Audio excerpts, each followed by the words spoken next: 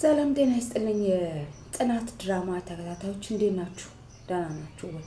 እንግዲህ የጽናት ድራማ እንዳያችሁት ከሆነ በተለያየ ዘርፍ ለእኛ ራሱ ለተመልካች እውቀትን እያስጨበጠ የመጣ ድራማ ነው እና ባለፈው እንዳያችሁት እንግዲህ ሰኒ ቤት ገብቶ ክብሮ ማለት ነው ፍቅሩን እንዴት እንደገለጸ መኝታ ቤቷ ገብቶ ነገሮችን ካስተካከለ በኋላ ጠረጴዛ መብራቱን አበባውን ምኑን አድርጎ አድርጎ እሷ ከስራ ስትመጣ በፍጹም አላመነችም። እንዴ ማነው ይሄ ቤት የኔ ነው ብላ ቤቷ እስከሚቀየርባት ድረስ ለፍቅር ለእሷ ያለውን አክብሮት ነው ያሳየውና በጣም ነው ደስ ያላት።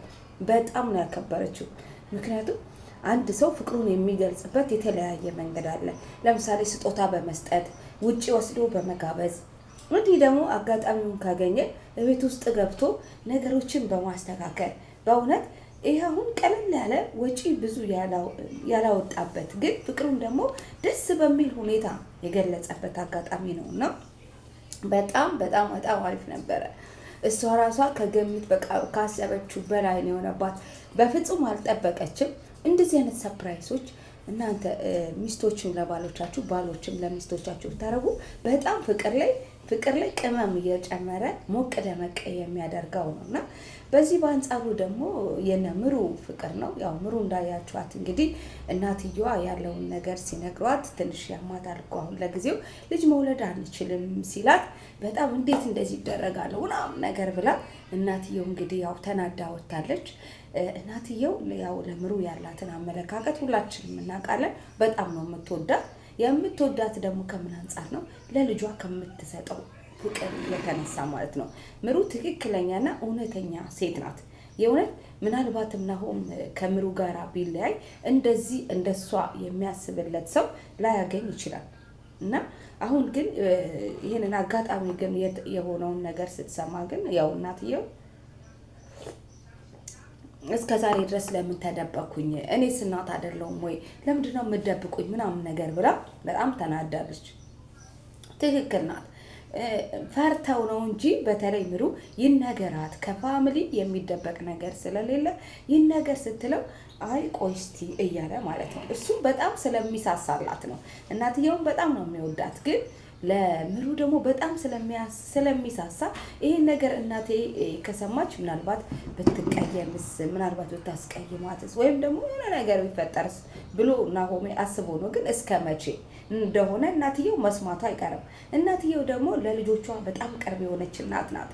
አለ አንዳንድ እናት ካገባ ወዲያ በቃ የራሱ ህይወት ነው ብሎ ዞር የሚል አለ።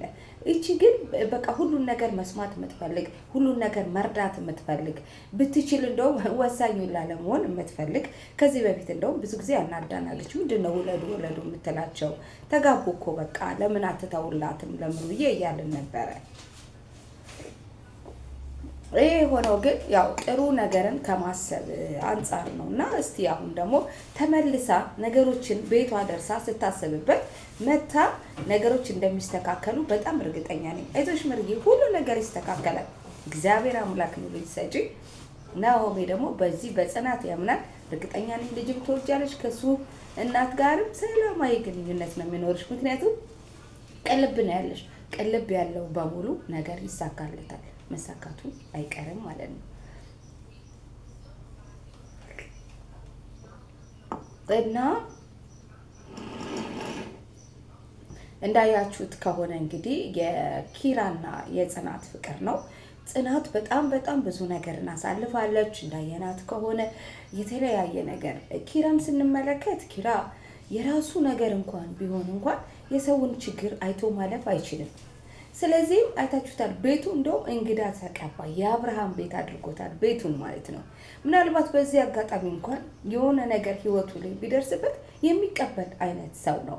ይሄ ደግሞ እንግዲህ ቤተሰቦቼ እና እንዲሁም ደግሞ አገራችን እንደዚህ የመከባበር አንድ ሰው ሲቸገር አንድ ሰው ተከባብረን የምናሳልፍበት የራሳችን የሆነ ባህላችን ነው እና ብሎ ነው ይህንን ነገር እንግዲህ የሚያደርገው ማለት ነው።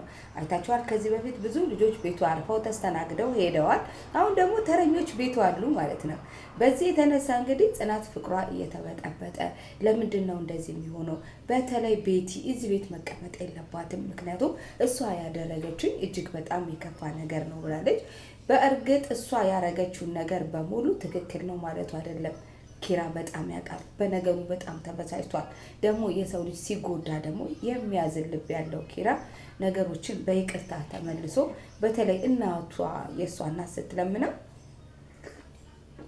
ከዚህ ወዲያማ የለም የእናቶችን እንባ የእናቶችን ስቃይ ማየት ጥሩ አይደለም ብሎ እንግዲህ እንዳያችሁት ቤዚን ቤቱ አምጥቷታል ማለት ነው። እኔ በጣም የምመኘው ቤዚ ተሽሏት ሁሉም ነገር በቃ አንደርስታንድ አድርጋ እንዱ ለኪራ ምንድን ነው የምትመልስለት? የእውነት ምንድን ነው የምትመልስለት? ምንድን ነው የምታደርግለት ብዬ ነው በጣም የማስበው።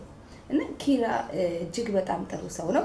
እግዚአብሔር አምላክ ደግሞ ፈቅዶ እሷም እንግዲህ ወደ ቀልቧ ተመልሳ ቤዛዬ እሷም የራሷን የህይወት ውሃ አጣጯን ዞር ዞር ብላ የምትፈልግበት ኪራ እንግዲህ የጽናት ነው። ከእንግዲህ በኋላ ጽናት እንደ ስሟ ጸንታ ይኸው ፍቅሯንና ባሏን በትዕግስት እየጠበቀች ነው። እዛው ቤት ውስጥ ቢኖርም አንዳንድ ጊዜ በችግሮች ምክንያት እንዳለ የማይቆጠርበት ጊዜ አለ።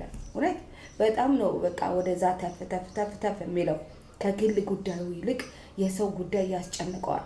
ምናልባት ይሄ ቀን አንዳንድ ጊዜ በጣም ሰዎች ሲጎዷቸው ነው እንደዚህ አይነት መልካም ሰዎች ከእንደዚህ አይነት ድርጊታቸው የሚወጡት እንጂ ሰው ከማገዝ ወደኋላ አይሉም። እንዴት ሽርፍራፊ የሆነ በደል እንኳን ቢበደሉ ሰው ልጅ ከመርዳት ወደ ኋላ አይሉም። እንደ ኪራ አይነት ያሉ ሰዎች ኪራ ቤቱ እየተበጠበጠ እንደሆነ ጽናት በጣም እየተናደደች እንደሆነ ያውቃል።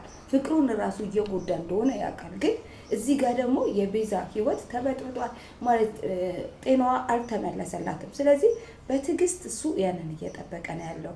አንዳንድ ነገር ሲፈጠር ከጽናት ጋር ባለው ሁኔታ ያው ይጣላሉ፣ ግን ደግሞ ትረዳዋለች ካለው መልካምነት የተነሳ እንደሆነ ይህንን የሚያደርገው ስለምታውቅ ተመልሳ በትዕግስት ትጠብቃለች ማለት ነው። እንግዲህ ጽናትዬም ሁሉን ነገር አልፋችሁ ቤዛም ተሽሏት ወደ ቤቷ ሄዳ እናንተም ደግሞ ወደ ፍቅራችሁ ተመለሳችሁ ሰርጋችሁን የእናንተንም ሰርግ የነምሩንም ሰርግ ኧረ የነሰኒንም ሰርግ የሁሉንም ሰርግ ደግሞ ለመብላት እንዲያበቃን ነው እኔ የምፈልገው።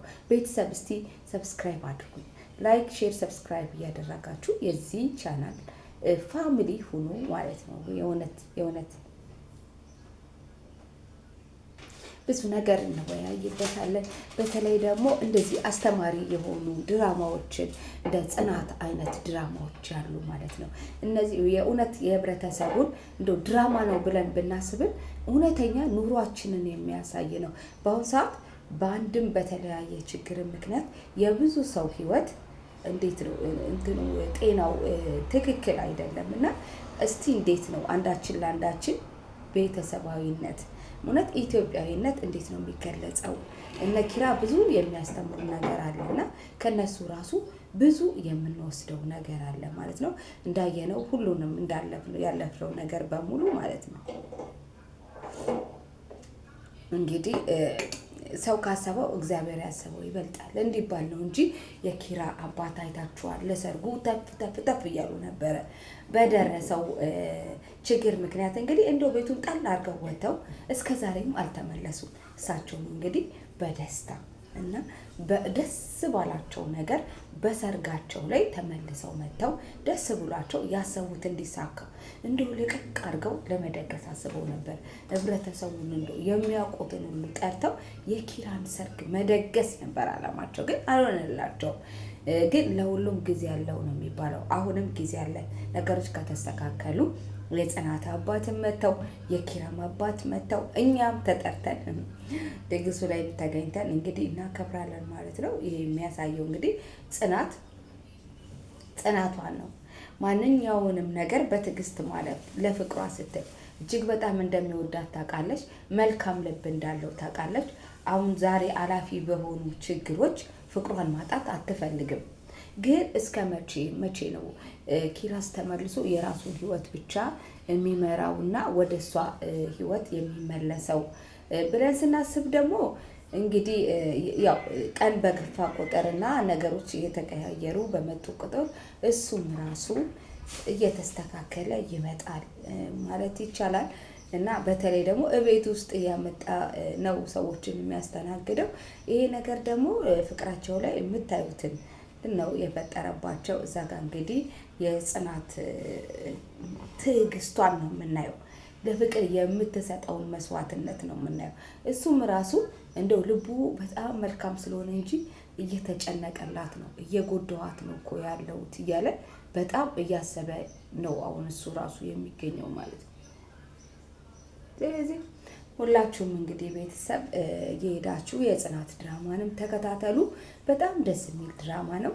አሁን ደግሞ በቃ ወይኔ ሰኒ እሺ ባለችው እንደዚህ እየወደዳት እንደዚህ እያከበራት ምግብ እንኳን ኪችን ገብቶ አብስሎ እየሰጣት እንዴት ነው ትኩረት የማትሰጠው እያልን ያው በክብሩምና በሰኒ በኩል ያለውን ነገር ያው ትችት ውስጥ ገብተን ነበረ። ግን ያው አሁን እሷም ተስተካክላ ነገሮች ሁሉ ተስተካክለው አሪፍ ሆኗል ማለት ነው።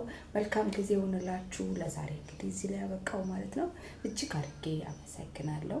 መልካም ቀን ቤተሰብ።